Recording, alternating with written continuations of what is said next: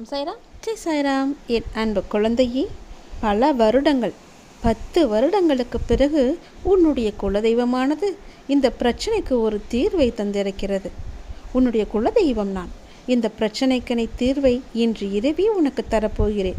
உன்னுடைய வாழ்க்கை சந்தோஷமாக மாற நான் உனக்கு ஆசீர்வாதம் வழங்கப் போகிறேன். கைகூப்பி என்னை தஞ்சம் அடைந்து விட்டாய். பல ஆண்டுகளுக்கு முன்பு வைத்த பிரச்சனைகளை எல்லாம் எப்போது தீர்த்து வைக்கப் போகிறாய் என்று என்னிடம் மன்றாடி கேட்டுக்கொண்டிருந்தாய் அல்லவா? அதை நான் தீர்த்து வைக்க வந்து விட்டேன். நிச்சயம் உனக்கான நல்ல பதிலோடு நான் காத்திருக்கிறேன். நாளைய விடியலில் என்னை கண்டதும் உன்னுடைய பிரச்சனை அனைத்துமே தீர்ந்து போகும். கேட்பதற்கு தயங்காதே. உன்னுடைய தூய்மையான பக்தியினால் நீ எல்லாவற்றையுமே பெற்று சந்தோஷமாகவே வாழ்வாய். நீ நினைத்த விஷயங்கள் எல்லாமே சீக்கிரமாகவே உனக்கு கிடைக்கும். நீ சந்தோஷமாகவே இரு. தினசரி 5 நிமிடம் மற்றவர்களுக்காக பிரார்த்தனை செய்யும் பொழுது நம்முடைய எண்ணங்கள் நேர்மறையில் செயல்பட்டு நல்ல மாற்றங்களை நமக்குள்ளே கொண்டு வருகிறது. நாம் நம்முடைய தேவைகளுக்காக எந்த வேண்டுதலும் இல்லாமல் அடுத்தவர்களுக்கு பிரார்த்தனையில் ஈடுபடும் பொழுது நம்முடைய தேவைகள் தானாகவே நிறைவேறிடும். யாராவது உன் கண் முன்னே கஷ்டப்பட்டு கொண்டிருந்தால் அவர்களுக்காக ஒரு 2 நிமிடமாவது அவர்களுக்காக வேண்டிக்கொள். அவர்களுடைய பெயரை என்னிடம் சொல்லிக்கொள். அது போதும். உன்னுடைய வேண்டுதல் தானாகவே நிறைவேறும். காலப்போக்கில் நமக்கு தேவை என்பதே இல்லாமல் நம்முடைய மனம் எப்பொழுதும் ஆழமான அமைதியில் அபரிமிதமான ஆசிகளுடனும் எப்பொழுதும் நிறைவாகவே இருக்கும். இப்படிப்பட்ட பிரார்த்தனையில் ஈடுபட எல்லோருக்குமே வாய்ப்பு அமைவதில்லை. ஆனால் நமக்கு இந்த வாய்ப்பு கொடுக்கப்பட்டிருக்கிறது. அதை நீ முழுமையாகவே பயன்படுத்திக்கொள். இப்படிப்பட்ட பிரார்த்தனையில் ஈடுபட எல்லோருக்குமே வாய்ப்பை நாம் தர மாட்டேன். உனக்கு இந்த வாய்ப்பை நான் கொடுத்திருக்கிறேன். அதனால் இதை நீ பயன்படுத்திக்கொள். எல்லோருக்குமே நன்மையை மட்டுமே செய்.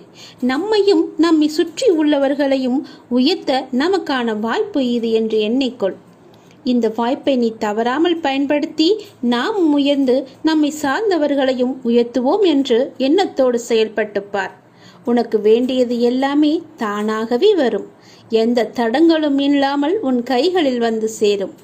உளமாற உன்னுடைய மனதார பிரார்த்தனையில் ஈடுபடும் பொழுது நமது தீய கர்மாக்கள் எல்லாமே குறைந்துவிடும். அபரிமிதமான ஆசீர்வாதங்கள், எல்லா தெய்வங்களின் ஆசீர்வாதங்களும் உனக்கு தானாகவே வந்துவிடும். எப்பொழுதும் நேர்மறையான எண்ணங்களால் உன் மனதை நீ நிரப்பி வைத்துக்கொள். உன் வீட்டையும் நேர்மறையாகவே மாற்றி வைத்துவிடு. நீ பேசுவதும் நேர்மறையாகவே இருக்கட்டும். நீ முழுவதுமாகவே நேர்மறையாகவே மாறிவிடு. எதிர்மறை உனக்குள்ளே வராதபடி செய்து கொள். நேர்மறை இருந்தால் அந்த வீட்டில், அந்த இடத்தில் எதிர்மறைக்கு வேலையே இருக்காது. அடுத்தவர்களுக்கான இந்த 5 நிமிடம் நமக்கான மிக பெரிய ஆசீர்வாதம் என்பதை நீ தெரிந்து கொள். உணர்ந்து பயன்படுத்தி கொள்வதற்காக நான் உனக்கு இப்பொழுதே மனமார்ந்த நன்றிகளை நான் கூறிக்கொள்கிறேன். மற்றவர்களுக்காக நீ வேண்டுவதற்காக என்னுடைய நன்றி இது. ஏற்றுக்கொள். உங்கள் சிரமங்கள் அனைத்துமே விரைவிலேயே தீர்க்கப்படும். நிச்சயமாகவே தானாகவே எல்லாமே சரியாகும். உன்னை பயன்படுத்திவிட்டு தூக்கி எறிந்தவரும் ஒரு நாள் எரியப்படுவார். காத்திரு. மகிழ்வதற்காக அல்ல, அவரை நீ மன்னிப்பதற்காக. ஏனென்றால் நீ என்னுடைய குழந்தை. எத்தகைய பிரச்சனை வந்தாலும் ஒவ்வொரு பிரச்சனையும் அதில் ஒரு தீர்வை கொண்டுதான் வருகிறது. நீங்கள் உங்கள் மனதை தெளிவுபடுத்தி தெளிவாக பார்க்க வேண்டும். நினைத்தது நடக்கும், கேட்டது எல்லாமே கிடைக்கும். இந்த உலகில் குருவின் வாக்கு என்பது ஒன்றுதான் மனிதனை காப்பாற்ற முடியும். குருவை நம்பியவர்களுக்கு கேட்டது எல்லாம் கிடைக்கும். யார் யார் நினைவுகள் எப்படி இருக்குமோ பயனும் அப்படியே இருக்கும். குரு சொன்ன வார்த்தையில் நம்பிக்கை வைத்தவனுக்கு நிச்சயம் நினைத்தது எல்லாமே நடக்கும். ஒவ்வொரு கதவு மூடப்படும் போது மற்றொரு கதவு திறக்கும். மூடிய கதவை மட்டுமே பார்த்து கொண்டிருந்தால் திறக்கும் கதவு எப்படி தெரியும்? சில கதவை திறக்க முயற்சி என்ற சாவி அவசியம். சில கதவை திறக்க பொறுமை என்ற சாவி அவசியம். எந்த கதவையும் திறக்க தன்னம்பிக்கை என்ற சாவி மிக முக்கியம். முடியும் வரை முயற்சி செய்து கொண்டே இருப்பவர்களுடைய எண்ணமும் முயற்சியும் நிச்சயமாகவே வெற்றி பெறும். இந்த உலகில் நாம் நேசிக்க எத்தனை பேர் இருக்கிறார்கள் என்பதை விட நம் மனதை புரிந்து கொண்டு நேசிப்பவர்கள் இருக்கிறார்களா என்பதுதான் மிக முக்கியம். இறைவனுக்கு நன்றி செலுத்தி கொண்டே இருங்கள். எவ்வளவு பெரிய வீடாக இருந்தாலும் கதவு என்பது சிறியதுதான். எவ்வளவு பெரிய கதவாக இருந்தாலும் பூட்டு என்பது சிறியதுதான். எவ்வளவு பெரிய பூட்டாக இருந்தாலும் சாவி சிறியதுதான். எவ்வளவு சிறிய சாவியை வைத்து எவ்வளவு பெரிய வீட்டை திறந்து செல்கிறோம். வாழ்க்கையும் இதே மாதிரிதான். நமக்கு வரும் எவ்வளவு பெரிய பிரச்சனையாக இருந்தாலும் அதன் தீர்வுக்கு ஒரே சிறிய மாற்றமோ சிறிய தீர்மானமோ போதும். அதுவே அத்தனை பிரச்சனையையும் தீர்க்கும் சாவியாக அமைந்துவிடும். சாவி இல்லாத பூட்டை மனிதன் உருவாக்குவதில்லை. தீர்வு இல்லாத பிரச்சனைகளை இறைவன் அனுமதித்ததே இல்லை. எந்த சூழ்நிலையிலும் இறைவனுக்கு நன்றி செலுத்தி கொண்டே இருங்கள். அவன்தான் இறைவன். பூமியில் உள்ள எல்லா உயிர்களுக்கும் உணவு வழங்குகின்றார். உலகில் மனிதனாய் பிறந்திட்ட ஒவ்வொருவருக்கும் ஒவ்வொரு விதமான கஷ்டங்கள். இறைவன் சிலரை வறுமையால் சோதிக்கின்றார், இன்னும் சிலரை நோய் நொடிகளால் சோதிக்கின்றார், இன்னும் சிலரை கடன் தொல்லைகளால் சோதிக்கின்றார். ஆக ஒவ்வொரு மனிதனுக்கும் ஒவ்வொரு விதமான சோதனைகள். நாம் நினைத்து கொண்டிருப்போம் நமக்கு மட்டும்தான் இவ்வளவு சோதனைகள் என்று. கொஞ்சம் திரும்பி பார்த்தால் புரிய வரும். மற்ற மனிதர்களும் நம்மை போன்றோ நம்மை விட அதிகமாகவோ சோதனைக்கு உள்ளாக்கப்படுகிறார்கள் என்று. இறைவனுக்கு நீங்கள் நன்றி செலுத்துங்கள். நீங்கள் உங்களது குடும்பத்துடன் ஒன்று சேர்ந்து இருக்கின்றீர். எத்தனையோ பேர் தமது உறவுகளை இழந்து தவித்துக் கொண்டிருக்கின்றனர். இறைவனுக்கு மீண்டும் நன்றி சொல்லுங்கள். நீங்கள் உங்களது தொழிலை நோக்கி சென்று கொண்டிருக்கிறீர்கள். எத்தனையோ பேர் தொழில் இல்லாமல் அலைகின்றனர். இறைவனுக்கு மீண்டும் ஒரு முறை நன்றி சொல்லுங்கள். நீங்கள் உடல் ஆரோக்கியத்துடன் உலா வருகின்றீர் என்று. எத்தனையோ நோயாளிகள் அதை பெறுவதற்காக வேண்டி கோடி கோடியாக கொட்டுகின்றனர். இறைவனுக்கு மீண்டும் நன்றி சொல்லுங்கள். நீங்கள் இன்னும் உயிருடன் இருக்கின்றீர் என்று. எத்தனையோ மரித்த ஆன்மாக்கள் உலகிற்கு வந்து நல்லறம் புரிய ஏங்கி தவித்துக் கொண்டிருக்கின்றனர். இறைவனுக்கு மீண்டும் நன்றி சொல்லுங்கள். நீங்கள் நீங்களாகவே இருக்கின்றீர். எத்தனையோ பேர் அவர்கள் உங்களைப் போல் இருக்க ஆசைப்படுகின்றனர். இறைவனுக்கு மீண்டும் ஒரு முறை நன்றி சொல்லுங்கள். எந்நேரமும் மகிழ்ச்சியுடன் இருக்க பிறரை மகிழ்வியுங்கள். இறைவனுக்கு நன்றி செலுத்தி கொண்டே இருங்கள். பொறுமையை விட எதுவுமே கிடையாது. நம்பிக்கையை விட பெரிது எதுவும் கிடையாது. நம்பிக்கையுடனும் பொறுமையுடனும் எந்நாளும் இருந்து இறைவனுக்கு நன்றி செலுத்தி கொண்டே இருங்கள். இறைவன் மீது அதீத நம்பிக்கையும் அதீத பொறுமையும் வைத்து தன்னம்பிக்கையுடன் முயற்சி செய்து கொண்டே இருங்கள். நிச்சயம் உங்கள் வாழ்வு நல்லதாகவே அமையும். அந்த இறைவனின் அருள் எப்பொழுதுமே உங்களுக்கு இருந்து கொண்டே இருக்கும். நீங்கள் நினைத்தது எல்லாமே நடக்கும். தொட்டது எல்லாமே துளங்கும். ஏனெனில் உங்களை கைப்பிடித்து அழைத்து கொண்டு போகிறவர் உங்களுடைய தந்தை, உங்களுடைய கடவுள், உங்களுடைய குரு.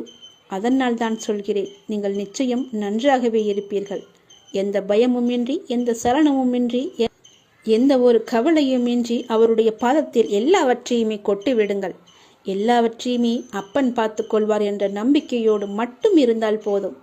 உங்கள் கஷ்டங்கள் அனைத்துமே தீரும். உங்களுடைய பிரச்சனைகள் எல்லாமே இருந்த இடம் தெரியாமல் ஓடி ஒளிந்துவிடும். எல்லாவற்றையும் பார்த்து கொண்டுதான் இருக்கிறார். அவருக்கு தெரியாதது என்று எதுவுமே கிடையாது.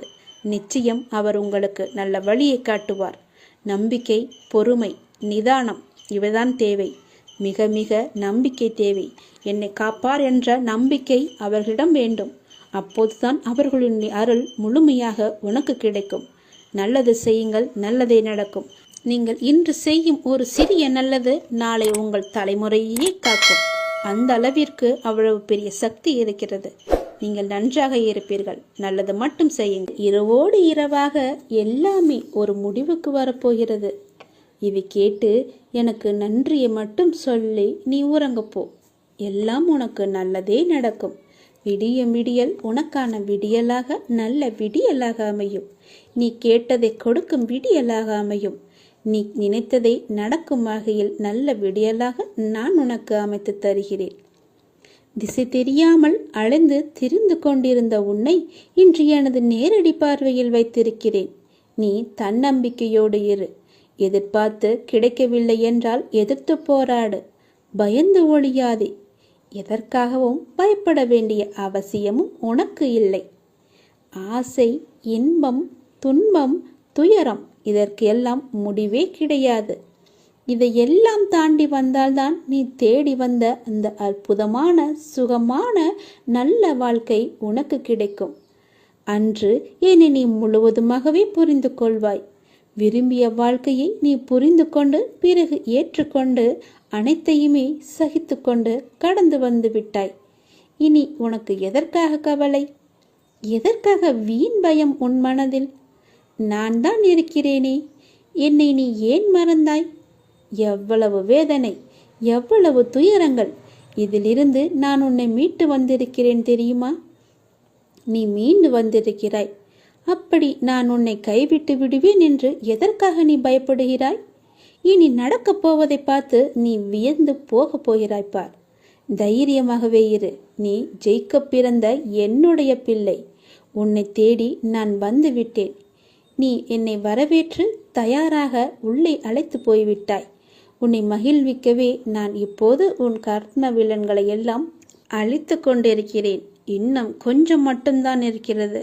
அதையும் கூடிய விரைவிலேயே நான் அழித்து விடுவேன். உன் கர்ம பலன்களை விலக்கி உன்னை அனைவரும் வியக்கும் வண்ணம் உன்னை உயர்ந்த நிலைக்கு கொண்டு செல்வது என்னுடைய பொறுப்பு. இது என் மீது சத்தியம். நீ கவலைப்படாமல் இரு.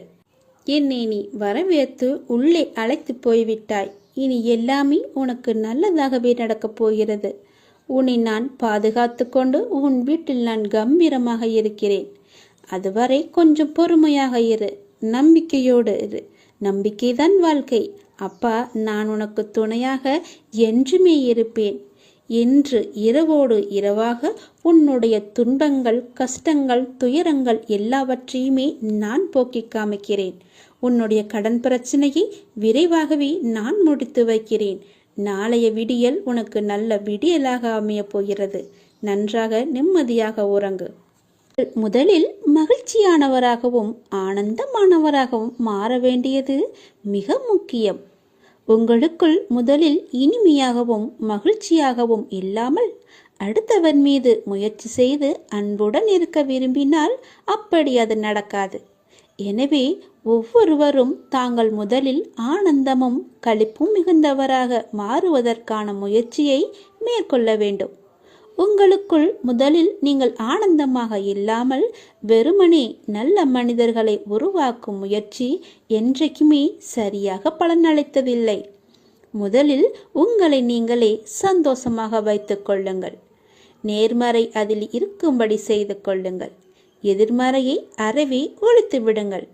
நீங்கள் எப்பொழுதும் சந்தோஷமாக இருக்கும்படி மட்டும் உங்களை நீங்களே பார்த்து கொள்ளுங்கள். நான் சொன்னால் நிச்சயமாகவே பலிக்கும். உன் உண்மை அன்பிற்கு கட்டுண்டவர்களை தவிர வேறு எவரின் அசட்டு பேச்சுகளுக்கும் உன்னுடைய மனதில் நீ இடம் கொடுத்து விடாதே. எந்த சூழ்நிலையிலும் உனக்கு தக்க சமயத்தில் உதவி புரிந்தவர்களை நீ உதாசீனப்படுத்தாதே. ஏனென்றால் இது நாடகம் நிறைந்த நரிகள் வாழும் உலகம். இது கலிகாலமாகிவிட்டது. கலியுகத்தின் தெய்வம் நான் சொல்கிறேன். என் வாக்கு நிச்சயமாகவே பலிக்கும். சிறிது நேரத்தில் நீ நன்றி கூறுவாய். நிச்சயமாகவே நல்லவர் யார், கெட்டவர் யார் என நிதானமாக யோசித்து செயல்படு. நான் உன்னோடு இருக்கிறேன். பயப்படாமல் இரு. பலம் கொண்டு திடமான மனதோடு நீ எழுந்து வா. உன்னை ஒருபோதும் நான் கைவிடவே மாட்டேன். நீ கலங்காதே. எது வந்தாலும் எதிர்த்து நின்று போராடும் மனதைரியம் உன்னிடம் நிறையவே இருக்கிறது. யார் என் எதிரே வந்து நிற்பார் என்ற கோணம் உன்னிடம் இருக்கிறது. அகங்காரம் உன்னிடம் இருக்கிறது. நீ தவறே செய்யவில்லை என்றால் யார் உன்னை வந்து தட்டி கேட்க முடியும்? யாராலும் முடியாது. நீ ஒரு நெருப்பு பக்கத்தில் யாராலும் வர முடியாது. அவ்வளவு சக்தி உனக்கு இருக்கிறது. அதை நான் உனக்கு கொடுத்திருக்கிறேன். சோதனையை தருகிறேன். நான் அதை தாங்கும் சக்தியையும் தப்புக்கின்ற வழியையும் நான் உருவாக்கி அளிப்பேன்.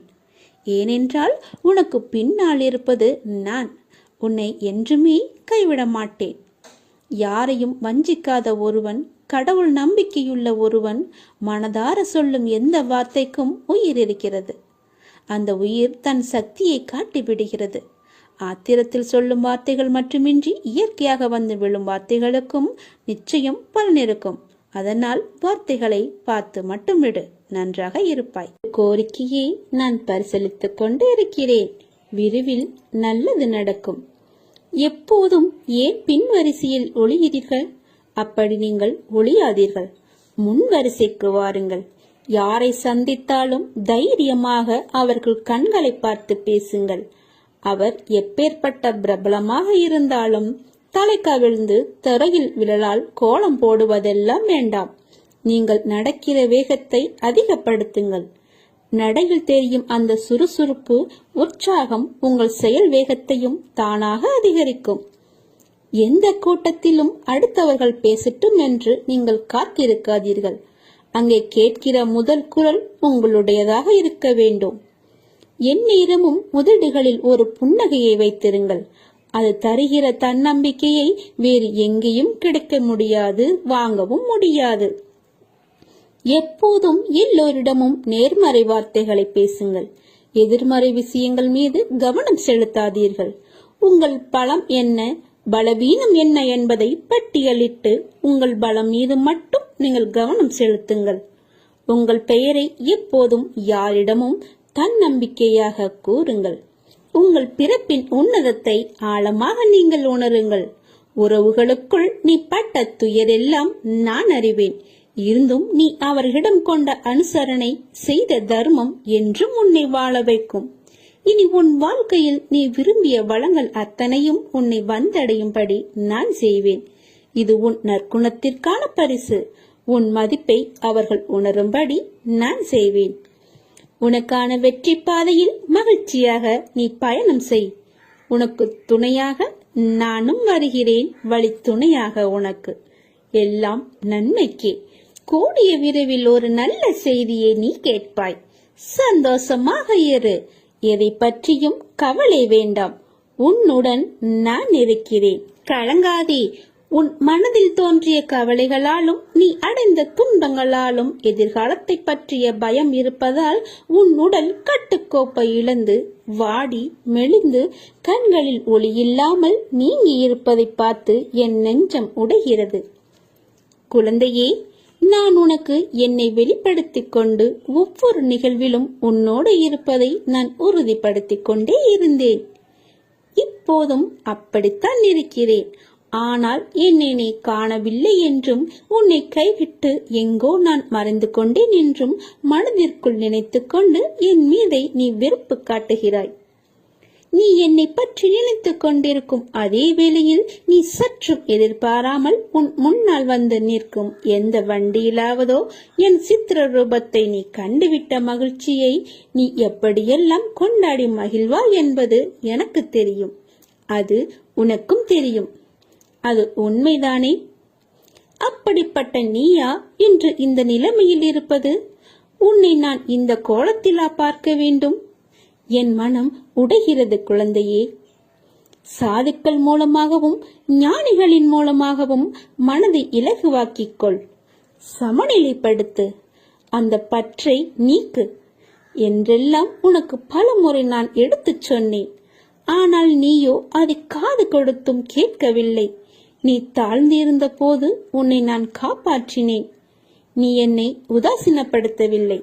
உன்னையும் உன்னை சார்ந்தவர்களையும் உயர்வாக வைத்து நான் காத்தேன். நான் இன்னொருவர் ரூபத்திலும் இருப்பேன் என்பதை உணர்ந்து பிறரை உன் நாவினால் புண்படுத்தாமல் இருந்தாய். ஆனால் சமீப காலமாக நீ எப்போதும் சண்டை போடுகிறாய். கவலைப்படாதே, உன்னோடுதான் நான் இருக்கிறேன். உன்னை எந்த தீமையும் தீண்ட விடாமல் நான் பார்த்துக் கொள்வேன்.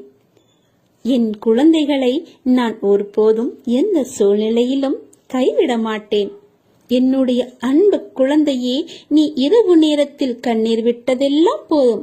உன் கண்ணீரை கண்டு கண்டுதான் உன்னிடம் நான் பேசுகிறேன். நீ இப்படி அழுகின்ற அளவுக்கு எதுவும் நடந்திடவில்லை. உனக்கு தேவையில்லாததுதான் நான் அகற்றியுள்ளேன். அதைவிட மிகவும் சக்தி வாய்ந்த சிறந்ததை நான் உனக்கு தேர்வு செய்துள்ளேன். உன்னுடைய எதிர்காலத்தின் தேவையை கருத்தில் கொண்டு நான் எடுத்த முடிவு இது. என்னை ஒரு நொடி நினைத்துக்கொள். உன் தனிமையை நான் போக்குகிறேன். உன் வீட்டில் மகிழ்ச்சி தரக்கூடிய நிகழ்ச்சி ஒன்று நடக்கப் போகிறது. அந்த மகிழ்ச்சியை கொண்டாட நீ தயாராக இரு. நீ நினைத்தது நடக்கும் வரை அறிவே பெரிதாக தெரியும். நினைத்தது நடக்காத போது நம்பிக்கையே பெரிதாக தெரியும். எதிர்பாராதது நடந்துவிட்டால் தெய்வம் பெரிதாக தெரியும். எதிர்பார்த்தது இடைப்பட்டால் ஞானம் பெரிதாக தெரியும். திறமை செயலிழந்து போகும்போது ஊழ்வினை பெரிதாக தெரியும். பெரிதாக தெரிந்தது எல்லாமே சிறிதாகும் போது உனக்கு தெரியும். உன்னை உனக்கு தெரியும் போது கடவுள் உன்னிடம் பெரிதாக தெரிவார். உன்னை நீயே முதலில் அறிந்து கொள். நீ எப்படிப்பட்டவன் என்பதை தெரிந்து கொள். தெரியவில்லை என்றால் என்னை வந்து பார். நான் சொல்கிறேன் நீ எப்படிப்பட்டவன் என்பதை, உன்னை சுற்றி யார் இருக்கிறார்கள் என்பதை, எல்லோரும் எப்படிப்பட்டவர்கள் என்பதை நான் சொல்கிறேன். நாளை நடக்கவிருக்கும் அற்புதங்களுக்கு இப்போதே இந்த நொடியே எனக்கு நன்றி சொல்லிவிட்டு நீ உறங்கச் செல். இந்த இரவே இதை கேட்டுவிடு. நாளை நடக்கவிருக்கும் அற்புதங்கள் ஒன்றல்ல, பல. அதற்கு எல்லாவற்றிற்கும் சேர்த்து இப்போதே எனக்கு நன்றி சொல். என்ன சாயப்பா இப்படி சொல்கிறீர்கள்? நான் நினைத்தது நடந்து விடுமா? நான் கேட்டது எனக்கு கிடைத்து விடுமா? நான் படாத துன்பமே இல்லையே. அப்படி இருந்தும் திடீரென்று எப்படி எனக்கு அற்புதங்கள் நடக்க இருக்கிறது என்று ஒன்றன் பின் ஒன்றாக உன் மனதில் பல விதமான கேள்விகள் எழுந்து கொண்டே இருக்கும். நீ இப்போதே எனக்கு நன்றி சொல். நாளை நடக்கவிருக்கும் அற்புதங்களை காண இப்போதே உன்னை தயார்படுத்திக்கொள். உன் அப்பா நான் சொல்கிறேன், நீ கேட்க மாட்டாயா? உனக்கு நித்தம் நித்தம் ஒவ்வொரு குழப்பம், புதிய புதிய எண்ணங்கள், அவைகள் உன்னை ஈர்க்கும். அதையெல்லாம் தாண்டி வரும் வழியில் பலவிதமான தடங்கல்கள் இருக்கும். இவை எல்லாம் உன்னை மாற்றுதான் என்பதை நீ தெளிவாக புரிந்து கொள். ஒரு விஷயம் உன் முன் நடக்கிறது என்றால் அதை எதிர்கொள்ள நீ நினைக்க வேண்டும். தப்பித்து ஓட பார்த்தால் அது உன்னை துரத்ததானே செய்யும். நீ ஓடும்போது அதுவும் உன்னை பின்தொடர்ந்து உன்னை வேகமாக விரட்டி வரும். நீ ஏன் அதற்கு பயப்படுகிறாய்? நிமிர்ந்து நில், எதிர்த்து நில். உன்னை பார்த்து அது ஓடட்டும். நீ ஓடும் ஒவ்வொரு நேரமும் அதனால் வழிகளுக்கு தான் நீ ஆளாவாய். அதற்கு நீ அதை ஏற்று அதில் பக்குவப்பட்டு அதை தாண்டு வருவதில்தான் உண்மையான வாழ்க்கை இருக்கிறது. நீ எதிர்த்து நின்று பார், அது உன்னை பார்த்து பயந்து ஓடி ஒளிந்து விடும். பிறகு என்ன, உன் வழியில் எந்த ஒரு தடங்களுமே இருக்காதே. நிகழ்வு என்ன நடந்தாலும் உன் மனம் தெளிந்த நீரான கடல் போல் சம அளவாய் நிற்க வேண்டும். கடல் சீற்றத்தால் பொங்கி வரும் தண்ணீரானது உள்ளே செல்லும். என்றைக்காவது கடல் நீர் வற்றியது என ஒரு நிகழ்வு நடந்திருக்கிறதா? இல்லையே. 1000 மாற்றங்களை கடந்து வந்த பிறகுதான் கடல் தன் சம நிலவில் நிலைக்க முடியும்.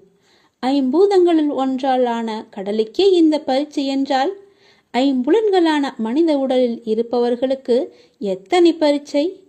அந்த பரீட்சைதான் இது. நீ பாதி அளவில் தாண்டி விட்டாய். நம்பிக்கை, விசுவாசம், பொறுமை, பக்தி என எல்லாவற்றிலுமே வென்று நீ இந்த பாதி கடலையும் உன்னால் சமமாகவே தாண்ட முடியும். சம அளவாய் இன்று இருக்கிறாய். நீ தாண்டிவிடு. ஆனால் உனக்கான உயர்வான இடத்தில் வந்தவுடன் உனக்கு தோன்றும் அகங்காரம் அது மிக தந்திரமான ஆயுதம். அதன் பிடியில் ஈர்க்கப்படுவது சுலபம். இதை அகங்காரம் என்று உணர்ந்து அதிலிருந்து வெளியே வருவது என்பது ஒரு சிக்கலான விஷயம். அதற்கு நீ செய்ய வேண்டியது அமைதியான மொழிகள், வாக்குவாதம் இல்லாமல் இருப்பது. ஏவிய அம்புகளுக்கு குறிக்கோள் என்பது ஒரு திசைதான். ஆனால் ஏவப்படாத அம்புகளுக்கு எத்தனை விதமான குறிக்கோள்கள் இருக்கிறது என்பதை நீ யோசித்துப்பார். பலவிதமான திசைகள் இருக்கும். எந்த வழியில் வேண்டுமானாலும் அது செல்லலாம். என்றைக்கும் தன்னை ஒரு இடத்தில் தாழ்த்தி நினைப்பவர் வாழ்வில் உயர்ந்து இருப்பார். அதை நினைவில் வைத்துக்கொள். நீ என் பரிபூர்ண அருள் பெற்ற என்னுடைய குழந்தை. எப்போதுமே உனக்கு துன்பம் என்பதே நேராது. நீங்கள் எங்கு இருந்தாலும் எதை செய்தாலும் எவை எல்லாவற்றையுமே நான் அறிவேன். உங்களை ஆட்டுவிப்பவன் நானே. எல்லாவற்றையும் படைத்து காப்பவனும் நானே. உலகத்தின் ஆதாரமாக நான் இருக்கிறேன். எவன் என்னை மனதார நினைக்கிறானோ அவனுக்கு எப்போதுமே துன்பம் நேராது. நீ எந்த நேரமும் குழப்பத்திலேயே இருக்காதே. நீ நினைத்தது கண்டிப்பாக நிறைவேறும். நாளை கண் வெளுத்து எழுந்து ஒரு அதிசயத்தை காண்பாய். அந்த அதிசயம் உனக்கு நல்லதாகவே இருக்கும். சந்தோஷமாக உறங்கு, நிம்மதியாக உறங்கு. உன் பக்கத்திலேயே உன் வருடிக்கொண்டு நான் உன் அருகிலேயே இருக்கிறேன். என்னை நம்பு, என் வார்த்தையை நம்பு. நாளை நடக்கவிருக்கும் அற்புதங்களுக்கு நன்றி சொல்லிவிட்டு உறங்க செல். இன்று இரவே இப்போதே எனக்கு நன்றி சொல். நீ நன்றாக இருப்பாய், ஜெயமாக இருப்பாய். உன் அப்பாவின் ஆசீர்வாதம் என்றுமே உனக்கு இருக்கு. நல்லதே நடக்கும். நன்றி சொல்ல மறவாதே கண்மணி, நல்லதே நடக்கும்.